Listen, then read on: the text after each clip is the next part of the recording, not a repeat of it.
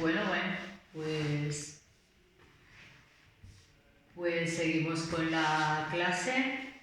Estábamos diciendo de que los espíritus se comunican con nosotros y se acercan a nosotros a través de nuestra afinidad que tengamos con ellos. Normalmente están en el mismo tono de conversación o de vibración en el que estamos nosotros mentalmente. Entonces estábamos explicando antes de este corte técnico que ha habido que las entidades estas burlonas que se presentaban ante estas personas es porque ellas se acercaban en un plan escéptico y que muchas veces, pues claro, la categoría de sus comunicaciones dejaba mucho que desear y que estos investigadores pues perdían la oportunidad de ver comunicaciones de alto rango, de cierta elevación.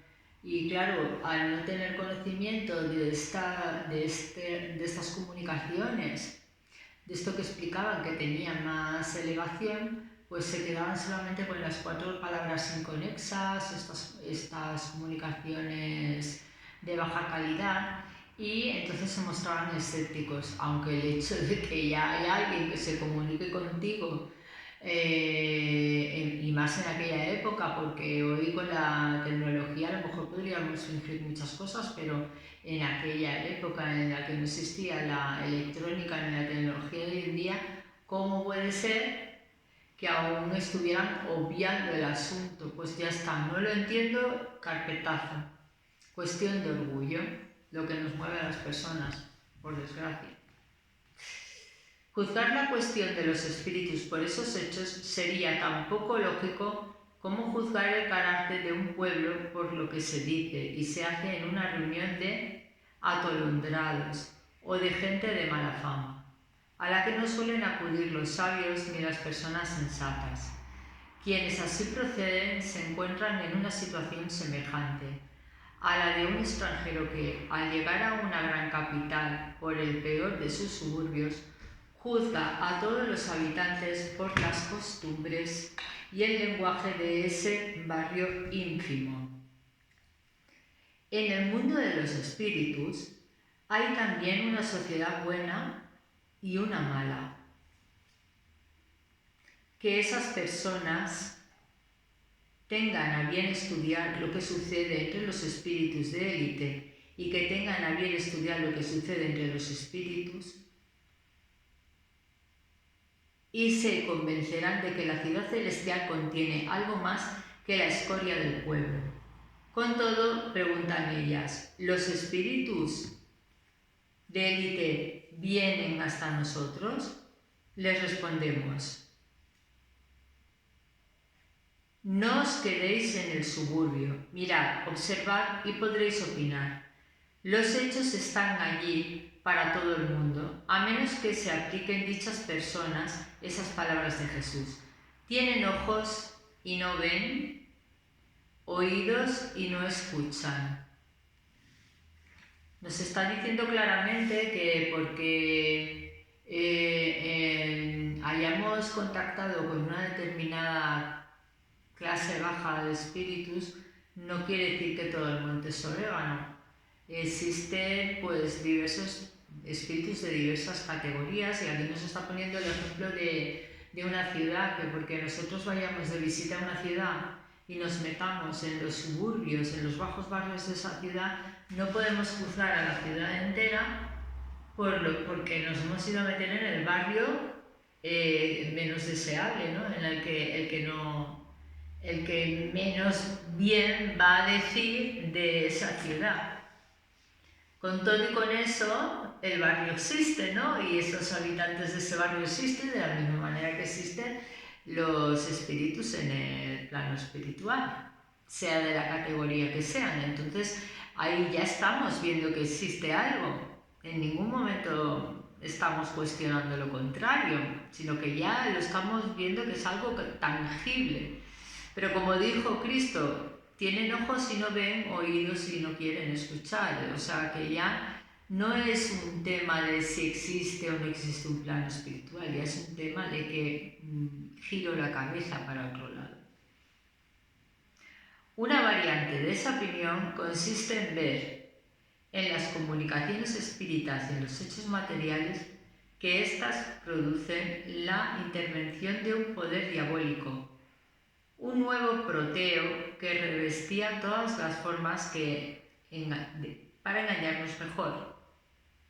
No creemos que sea merecedora de un examen serio, razón por la cual no nos detendremos en ella. Queda refutada mediante lo que acabamos de decir, solamente añadiremos que, si fuera cierta, sería necesario convenir en que el diablo es a veces muy sabio y razonable, y sobre todo muy moral, o bien que también hay diablos buenos.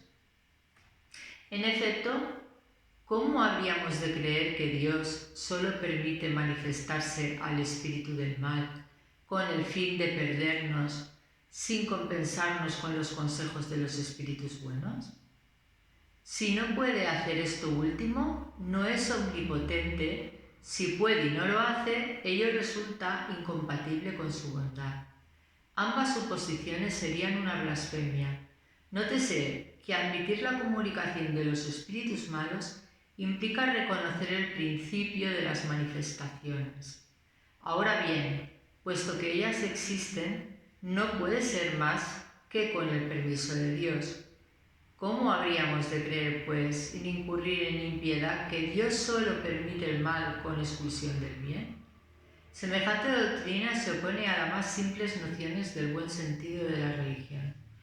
Aquí estamos entrando en pensamientos filosóficos, porque aquí ya ha quedado constatado que estas personas contactaron con espíritus de más baja categoría, pero espíritus al fin y al cabo. Entonces, aquí estamos dando por hecho el blanco y el negro, ¿verdad? Si existen espíritus buenos, si existen espíritus malos, es que también deben de existir los buenos, porque si no, claro, ¿con qué haces una medición del mal? Si no existe un bien, es porque lo tienes que comparar con algo, tiene que haber una comparativa. Claro, porque si no existieran espíritus buenos, entonces estaríamos diciendo Dios existe, pero es que Dios ha creado espíritus malos. Entonces Dios también es malo. Vale, bueno, pero es una manera de empezar a cuestionarse temas, ¿no? A cuestionarse cosas. Empiezas por aquí y acabas tirando del hilo y acabas descubriendo que una doctrina que está para ayudar a la gente, en la cual la misión es la caridad, porque sin caridad no hay salvación, como bien nos dice el Evangelio, sería contraria a la idea esta de que solamente existen espíritus malos, una vez constatada la existencia de los espíritus. Porque claro, tenemos en la cabeza pues la imagen de que escuchamos la palabra espiritismo y el arquetipo que te viene son las películas de terror, el exorcista, la ouija, las posesiones. Entonces la gente reacciona negativamente ante esa palabra sin saber realmente que el espiritismo es una ciencia que estudia el plano espiritual, independientemente de cómo sea cada individuo, cada espíritu y la manera como nosotros nos relacionamos con ese plano espiritual y cómo ese plano espiritual se relaciona con nosotros. En el subcapítulo 11 de la introducción que estamos haciendo nos dice: a los opositores les resulta extraño, según dicen, que solo se hable de los espíritus de personajes conocidos y se preguntan por qué razón son esos espíritus los únicos que se manifiestan. Se trata de un error que procede, como muchos otros, de una observación superficial. Entre los espíritus que acuden espontáneamente, los hay más desconocidos que ilustres. Se designan con un nombre cualquiera, el cual suele ser alegórico o característico. En cuanto a los que son evocados, a menos que se trate del espíritu de un pariente o de un amigo, es muy natural dirigirse a los que se conocen antes que a los desconocidos. El nombre de los personajes ilustres llama más la atención, por eso se repara más en ellos. Es decir, espíritus, comunicaciones de espíritus hay de toda clase, dependiendo de a quién evoques, dependiendo a quién te dirijas.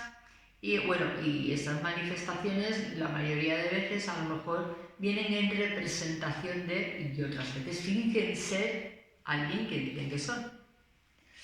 También les parece extraño que los espíritus de hombres eminentes acudan con familiaridad a nuestro llamado y se ocupen en ocasiones de cosas insignificantes en comparación con las que realizaron durante su vida. Sin embargo, eso no tiene nada de asombroso para los que saben que el poder o la consideración de que han gozado esos hombres en este mundo no les concede ninguna supremacía en el mundo espiritual. Los espíritus confirman de ese modo estas palabras del Evangelio. Los grandes serán humillados y los pequeños enaltecidos, lo cual debe entenderse en relación con la categoría que cada uno de nosotros ocupará entre ellos. Por consiguiente, el que ha sido primero en la tierra podrá encontrarse allá entre los últimos. Aquel delante del cual inclinamos la cabeza en esta vida podrá acudir a nosotros como el más humilde artesano, porque al abandonar la vida dejó toda su grandeza. Así, el más poderoso monarca tal vez se encuentre en el mundo espírita por debajo del último de sus soldados. Claro, porque muchas veces esto tanto pasa con las manifestaciones espíritas que recibimos como de cualquier persona encarnada, de carne y hueso, en la que solemos subestimar a aquellas personas que no tienen un nombre o no son conocidas, sin conocer a esa persona realmente lo que tiene que aportarnos. Y desde el plano espiritual sabemos, también por las palabras que nos cita aquí de Jesús, de que las personas que se enaltecen y que dan su servicio como cosa de orgullo hacia los demás, no suelen ser las personas que luego están arriba en una categoría. Me refiero arriba, me refiero en el plano espiritual como personas de prominencia, más bien al contrario. Hay personas aquí de andar por la calle que han dado su vida para la caridad, que han sido buenas personas, que han sido anónimas incluso y están haciendo grandes trabajos desde el plano espiritual y son grandes espíritus. Y a veces hay comunicaciones de esos espíritus que realmente son espíritus elevados moralmente y espiritualmente, pero que pasaron por la encarnación sin ningún tipo de gloria para el plano material. Con lo cual, la medida de desconocido igual a menos importante en el plano espiritual es todo lo contrario. Todo lo contrario por regla general. El 12 nos dice: un hecho demostrado por la observación y confirmado por los propios espíritus es que los espíritus inferiores suelen adoptar nombres conocidos y respetados. En ese caso, ¿quién puede asegurarnos que los que manifiestan haber sido, por ejemplo, Sócrates, Julio César, Carlomagno, Fenelón, Napoleón, Washington, etc., hayan animado realmente a esos personajes? Esa duda existe entre algunos adeptos muy fervientes de la doctrina espírita. Ellos admiten la intervención de los espíritus y sus manifestaciones, pero se preguntan de qué modo se puede comprobar su identidad. Esa comprobación es, en efecto, bastante difícil de obtener. Si bien no se logra de una manera tan auténtica como por medio de un acta de estado civil, se lo hace al menos por presunción, conforme a determinados indicios. Sí, en la actualidad, por ejemplo, yo siempre pongo una comparativa con el WhatsApp, con el Messenger. Muchas veces, muchas personas se ponen a hablar con nosotros por chats que no conocemos de nada y nos dicen, pues yo soy fulanito. ¿Cómo sabemos que esa persona realmente dice sé quién es? Pues por indicios. Pues de la misma manera con estas comunicaciones se deben de coger entre pinzas, tener en tela de juicio este tipo de espíritus que suelen ser espíritus bajos, que lo que vienen es a manipular, a engañar, a decir, pues soy Cleopatra. Y no es Cleopatra, es el vecino de enfrente, que se encarnó y tiene ganas de echarse unas risas, ¿vale? Bueno, pues ¿por qué hacen esto? Porque hay espíritus que están enganchados a la materia y necesitan el contacto humano. Y también, este sería uno de los motivos, y otro de los motivos es porque los espíritus inferiores están organizados en contra de la luz, de que haya lucidez en el asunto espiritual. No les interesa, no les viene bien, porque ellos siguen teniendo sus poderes y, como he dicho, están ligados a la materia. Y como piensan que no pueden llegar a una progresión más elevada, porque para ellos se piensan que es imposible, por determinadas razones personales que tenga cada uno, y ninguna buena, pues adquieren esta actitud. Despistar a los que estamos indagando e investigando el plano espiritual, para que no nos enteremos de lo que pasa en realidad allí. Cuando se manifiesta el espíritu de alguien que hemos conocido personalmente, un pariente o un amigo, por ejemplo, sobre todo si ha muerto hace poco tiempo, sucede que en general que su lenguaje guarda relación con el carácter que tenía en vida. Ese es por sí un indicio de identidad. Con todo, casi no hay lugar para la duda cuando el espíritu habla de cosas privadas y recuerda circunstancias de familia que solo su interlocutor conoce. Un hijo no se equivocará, por cierto, respecto al lenguaje de su padre y de su madre, ni los padres acerca del de su hijo.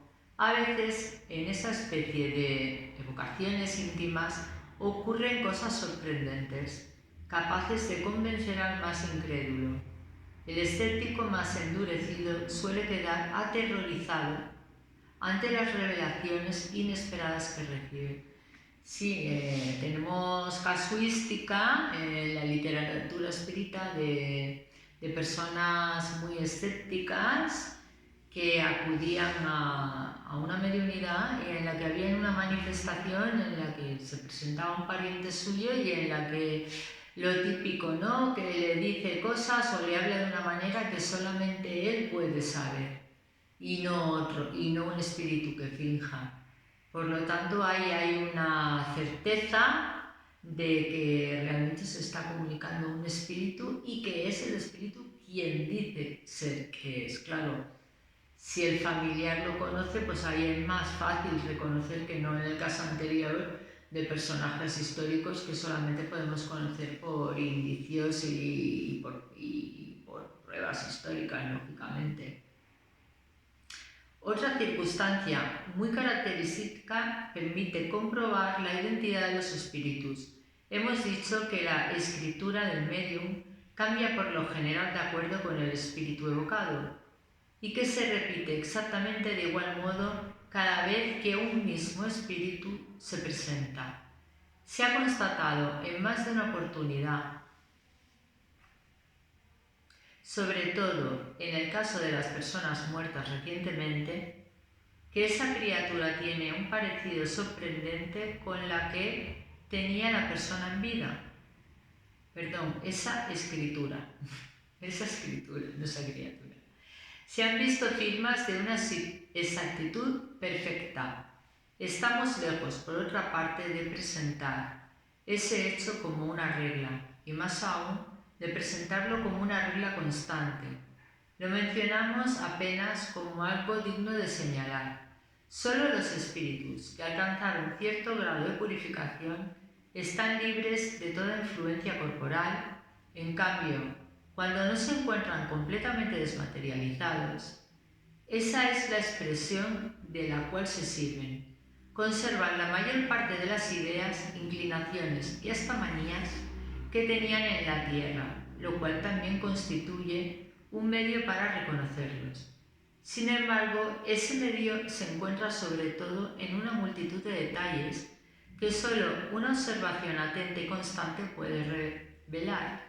Algunos escritores discuten acerca de sus propias obras o doctrinas y aprueban o condenan ciertas partes de ellas.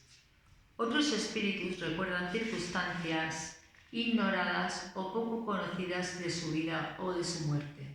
En fin, todas estas cosas, al menos pruebas morales de identidad, las únicas a las que se puede recurrir en materia de cuestiones abstractas. Aquí hay un mini punto que nos hace una declaración que dice: el vocablo original es dematerialises. Según los diccionarios franceses, el verbo desmaterializar significa separar de la materia. Con todo, un seguimiento del empleo de esta palabra permitirá reconocer que la misma posee un nuevo sentido en el contexto de la doctrina espírita. Véase los prolegómenos, así como, aquí nos cita una serie de páginas y de preguntas del libro de los espíritus. Para resumir esta lectura que hemos hecho, pues un poquito lo que hemos explicado antes de que reconocemos a un personaje cuando se nos presenta. Si estamos hablando por el Messenger o por el WhatsApp y nos dicen soy tal, tú por ciertos indicios reconocerás pues si me está engañando o no me está engañando. Hay ciertas cosas como por ejemplo la escritura, cuando los medios escribientes pasan espíritus y escriben, según el espíritu que pasa, el tipo de letra cambia. Empiezan a escribir con otra caligrafía y también empiezan a escribir con otra sintaxis, con otra morfología, otro tipo de frases, de maneras de expresiones, incluso pueden llegar a afirmar exactamente como firmaba la persona difunta que se está manifestando. Bueno, hay muchísimas clases de indicios, como nos está diciendo aquí, en las que podemos reconocer pues, tipos de expresiones que utilizaban al hablar, manías que tenían, cosas que no puede saber otro espíritu. Sin embargo, el auténtico espíritu que dice ser la manifestación sí las sabe y entonces las dice. Podemos seguir con la lectura, a ver qué hora tenemos, ya son -4. Yo creo que lo vamos a dejar aquí, porque se empiezan a escuchar ruidos. Esto quiere decir que van a venir los vecinos, como la semana pasada. Y vamos a dejarlo en el párrafo de la página 52 de esta versión, que sería 2 párrafos antes, lo dejamos en el penúltimo párrafo anterior a su punto 13 de números romanos, ¿vale? Pues muchas gracias por la asistencia y la atención y vamos a proceder a concluir con una oración de cierre. Gracias, hermanos, por habernos dado la oportunidad de comunicación con los espíritus aquí presentes y con las personas que nos puedan ver por internet, para que esta información del libro de los espíritus pueda darse a conocer por otros oídos y por otras mentes que tiene que llegar esa información a ellos en su debido tiempo, para progresión de ellos. Pedimos fuerza para para seguir adelante, todos juntos y cada uno de nosotros. Que nos acordemos de los miembros de aquí, de la Sedurgel, con sus problemas y sus vicisitudes. Que nos acordemos de los hermanos que están sufriendo en el mundo entero. Que este dolor no caiga en saco roto, que aunque sabemos que mediante la reencarnación es una manera de aprender con ese dolor, pero que por favor lo aprendamos de una vez y no tengamos que volver a repetirlo nunca más. Gracias siempre por el apoyo. Gracias, Jesús, por tu ejemplo, tu enseñanza, tu tesón y tu demostración de sacrificio. Gracias, Padre, por arroparnos y que así sea. Hasta la semana que viene. Chao.